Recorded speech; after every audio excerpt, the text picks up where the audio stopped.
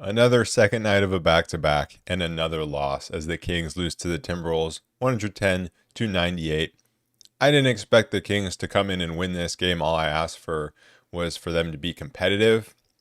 And for most of the game, they weren't. And then they made a run at the end, so it made it a little bit better. But I think a lot of the trends that we had seen in the three previous second nights of back-to-backs carried over here.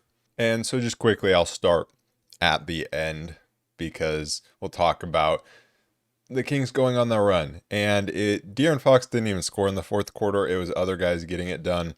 We were within 11 at the start of the fourth quarter, and the start of the fourth quarter was an absolute disaster with Fox and then a bunch of bench guys out there.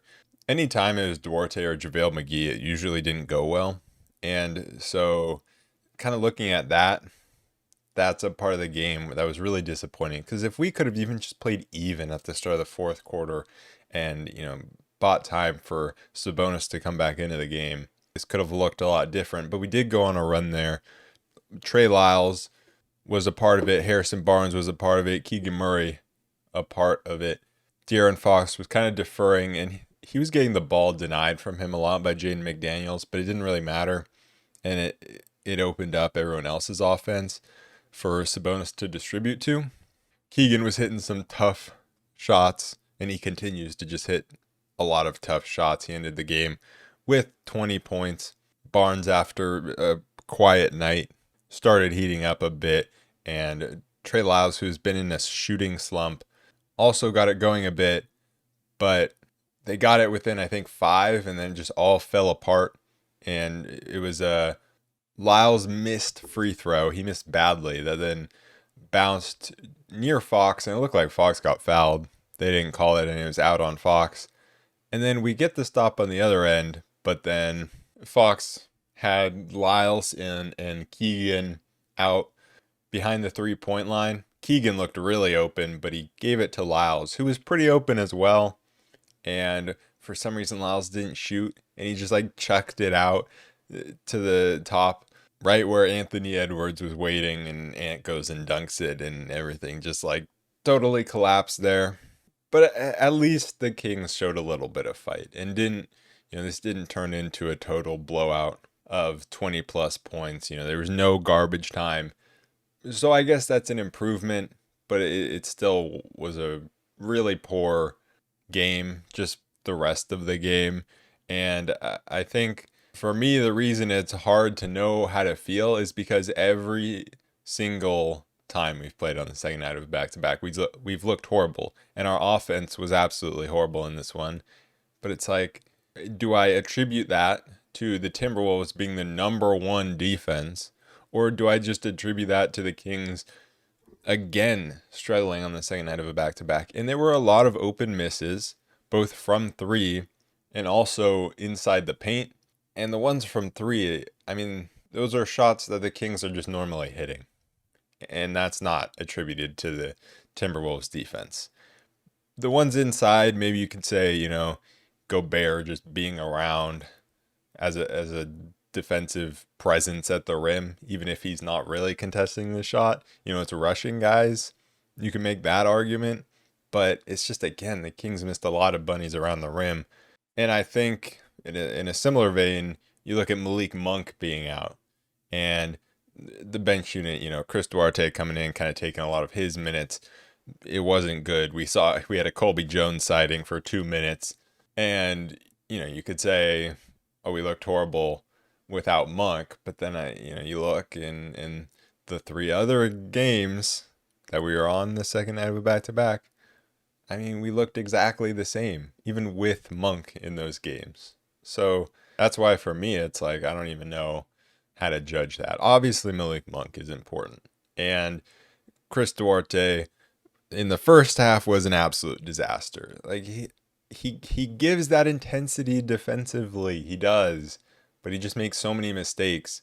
I thought him coming to the Kings, I was really excited because I thought he'd give a more defensive presence than Terrence Davis. And I thought he would kind of know his role offensively more than Terrence Davis. I was completely wrong about that. Like, he's been just awful offensively. Him and JaVale being out there together is worse than Davion and JaVale being out there together. Just, it's not good offense. And there was this stretch where Duarte and JaVale just kind of undid the Kings' hard work of coming back into the game after being down by a lot early, like 12 points.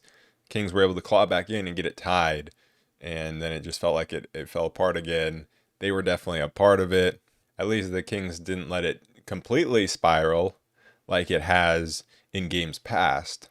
But even so, it did feel like another game that we were kind of getting blown out in. But then we just happened to make a kind of a fake comeback in this one. At the start of the game, even though the Timberwolves were knocking down shots or getting shots to go even around the rim, I was pretty happy with how we were playing. And again, the same can be said for the rest of the games. Like against the Pelicans, I was happy how we were playing, but the Pelicans were just knocking down shots. But then it was either the end of the first quarter or the second quarter where it collapsed. I saw Sabonis trying to be aggressive inside, Barnes drawing fouls with the ball in his hands, which we've been seeing more and more of. And guys were just, missing 3-point shots. And then following that same trend, they just kind of totally collapsed.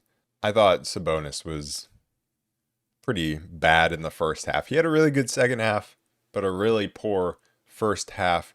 The Kings' transition offense and defense, just transition in general, was horrible. But talking about the offense specifically, I've been talking about this all season. The Kings' transition offense is awful. They're never filling the right lanes. I feel like the Kings in the fast break turn the ball over more than they score. And Sabonis continually made the wrong decision and kept turning the ball over, which is just not what you normally see for him. Usually he's really good at bringing the ball up the court, even right up the middle of the court. When he's got guys all around him, usually he's good at not turning the ball over, and he just wasn't in the first half. And in the second half, he was a lot better, but then it was other guys kind of running into each other. Like Chris Duarte and Keegan Murray practically ran into each other on one fast break. It's really hard to watch. We just can never score. Like in that third quarter, Chris Duarte and the Kings defense was making things happen. They were getting steals, getting out and running, and then they just weren't able to capitalize off that. On the flip side, you look at Timberwolves, and they capitalized off, it felt like every turnover. The Kings only turned the ball over 11 times to the Timberwolves 12 times. But the fast break points, 28-5. 28-5. That's where we lost the game. And the amount of times where it just felt like the Timberwolves would run straight by a defender right to the rim and get an easy dunk or layup, which is zero resistance, when a Kings player could have easily stepped in front. It felt like that happened over and over again, of the Kings player just kind of standing in the middle of the court, and then a guy would come out, come streaking by from one of the wings, and they wouldn't make any attempt to try to guard them. It was really weird how that happened many times, and that feels like an effect of the second night of a back-to-back, just not giving that same effort. And that's not an excuse. That's just, the Kings absolutely need to be better. It's a home and home back-to-back. Everyone has to do it, and yet nobody is as bad at it as we are. And it's mind-boggling. Somehow the Timberwolves only had 7 offensive rebounds. It felt like way more than that. We definitely lost the battle in the paint. Rudy Gobert dominated inside in the first half. There were just way too many open dunks. I think Gobert had 6 dunks in this game, which is just unacceptable. And, Sabonis was not good in the first half. I'll say that. But that's an entire team thing.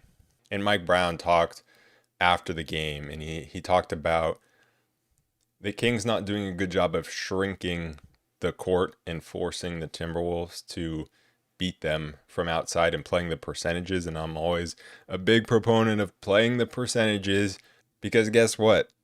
Rudy Gobert, this massive 7-footer, how many dunks is he going to miss that are wide open? Not very many.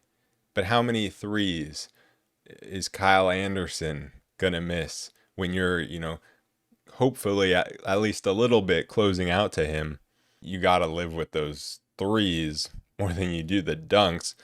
Obviously, it's not quite as simple as that, but it kind of is. The Kings did not do a good job of closing out on 3-point shooters and living with them making jumpers. You look at the best defenses. I mean, you look at the Bucks for however long. Obviously, the Kings do not have the Bucks personnel.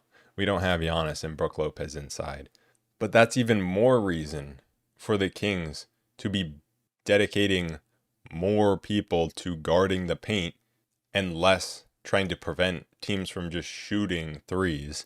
I just think the Kings have to do a better job of living with the jump shots and defending the paint. You look at the way the Timberwolves defend the paint and force you to shoot from outside. And there were also just too many points of this game where the Kings just were not getting inside. And that's just something I've just repeated over and over again on the second night of back-to-backs. Like, I'm a broken record, but I mean, what else am I supposed to say? It happens every single time. They don't get into the paint, which either leads to turnovers or it leads to bad shot attempts, which leads to long rebounds and the Timberwolves going the other way. And that's why they had as many fast break points as they did. And, a lot of that can definitely be attributed to Malik Monk not being here. We would still probably make the same mistake. And man, Terrence Davis, he's just chilling in the G League right now. He was at the G League showcase and he put up like 38 points with 10 threes. Come back, TD. We need you so badly. Fox was at a point the only one doing any of the scoring. I think he scored the first 10 points of the second quarter, and that was like a long ways into the second quarter. That wasn't a quick 10 points. That was actually just no one else being able to score. Getting to Kevin Huerter, he played 15 minutes in this game. He was absolutely horrible. I mean, him playing 15 minutes in a game that Malik Monk doesn't even play in. Like, that's how bad he was, that Chris Duarte got more minutes than him. I tried to defend him after the last game. We won the last game. I was feeling good. I'm trying to give him, an excuse for why he's been playing, kind of poorly. And I was like, he's finding his way. No, he's really not, though. He was awful defensively, and offensively, the amount of times that he was trying to force up shots when it looked like he didn't even have a good handle on the ball. I mean, he's just forcing everything. He had 7 shot attempts in 15 minutes. I was trying to say, he's not getting the same touches. That's why he's not playing well.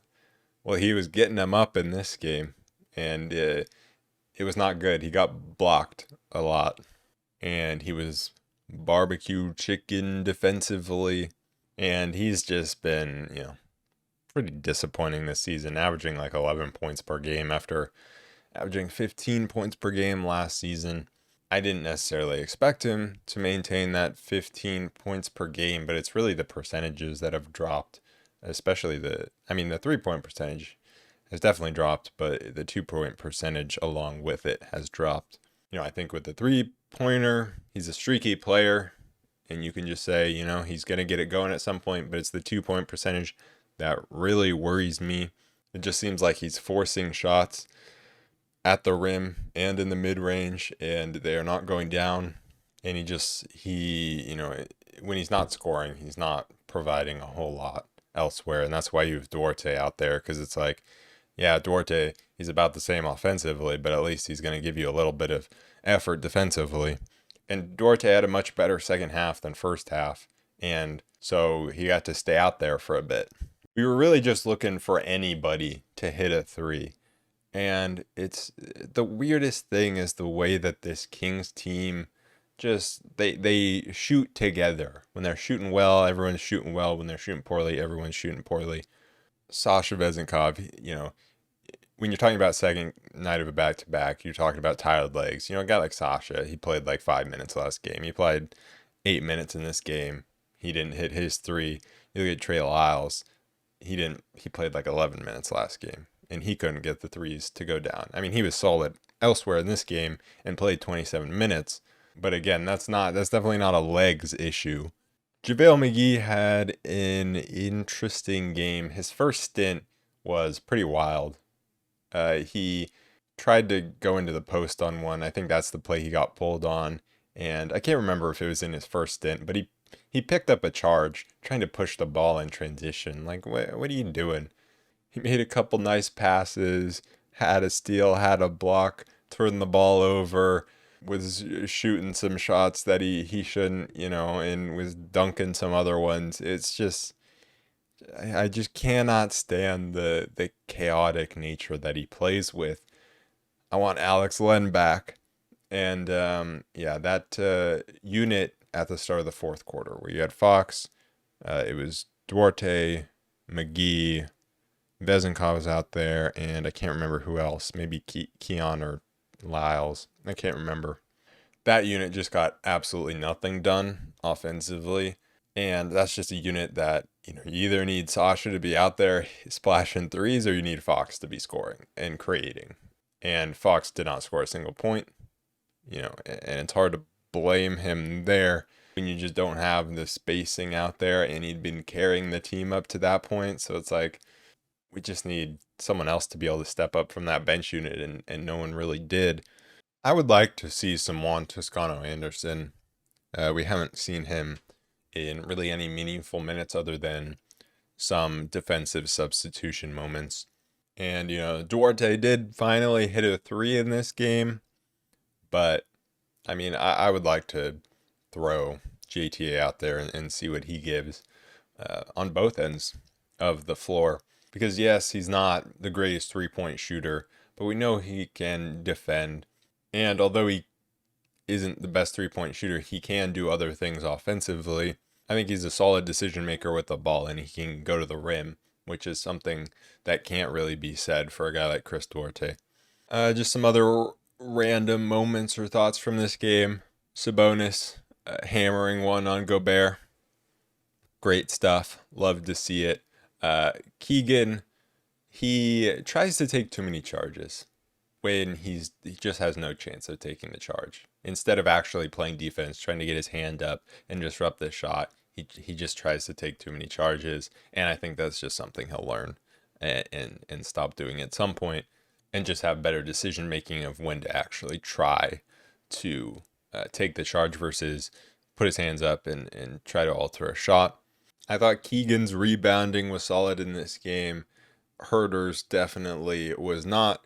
And then Barnes, watching him rebound, I mean, there was just a play where he had no one around him, and it looked like he might lose out on the rebound just to no one. The way he doesn't go to the ball. He like spreads his legs wide and like reaches out, looking like the least nimble person of all time. And I just want him to just run at the ball, just go to it and grab it. Like, I don't get it. He looks like a 70-year-old man out there.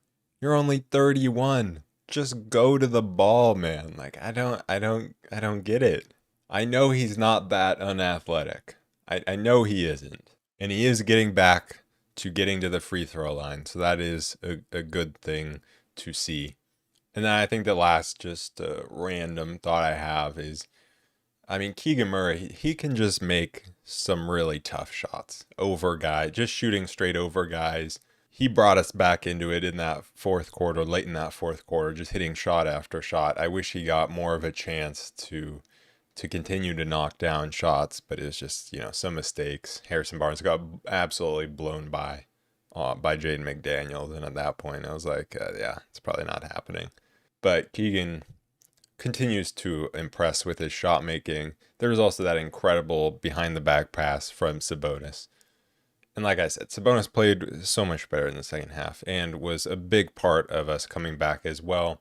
He racked up a triple-double with 17, 10, and 10.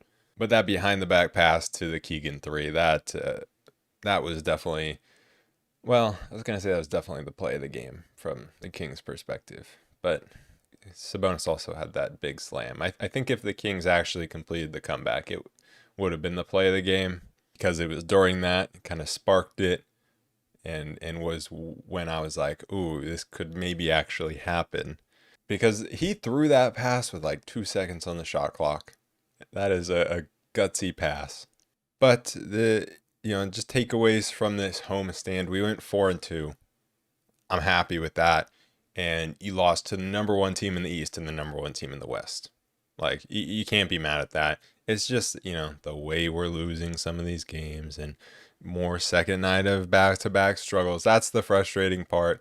Like I said, I didn't come into this game actually expecting us to win. And at least we had that fight and competed until the very end, which is something that can't be said for those other games. And so, improvement. I think we have something like 8 more back-to-backs this season. I was looking at the list of teams that we play on the second night, and I was seeing Washington and Charlotte and San Antonio. And I'm like, okay, maybe we won't lose every second night of a back-to-back. Also, last thing about this game. Why can the Kings just not have a single game where they shoot above 80% from the free throw line? It feels like they never shoot above 80%. And I saw the tweet from, I think it was Matt George, who was talking about how the Kings have never, as a team in an entire season, shot above 80% from the free throw line. And that is insane, because shooting above 80% from the free throw line as a team is a very normal thing to do. And almost a third of the league has been doing it this season. And, like almost a third of the league did it last season. And I don't necessarily even expect us to be an 80% free throw shooting team just with the personnel we have and who's going to be taking a lot of the free throws. But also, like 16 for 21. I mean, that's not horrible. It's 76%. But it's just like we can never have the game of not missing a free throw or only missing 1-2 free throws. It's always we're either at like 75% or we're like at 50%. We now move on to a little road trip, 3-game road trip before returning home for a 4-game homestand. And this 3-game road trip, it's not the toughest teams. We got Portland the day after Christmas. We have Atlanta and Memphis. Portland's been pretty bad, although, they lost to the Wizards. They did beat the Suns, though. Atlanta has been really disappointing this season, and Memphis is like, I think 3-0 since they got Ja back. So it's great that we didn't get to play them once without Ja. That's awesome, schedule makers. We love that.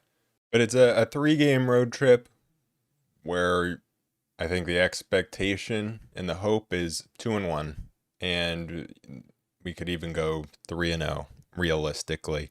But I think a 2-1 road trip is, we'll take it. And anything worse than that that's not great.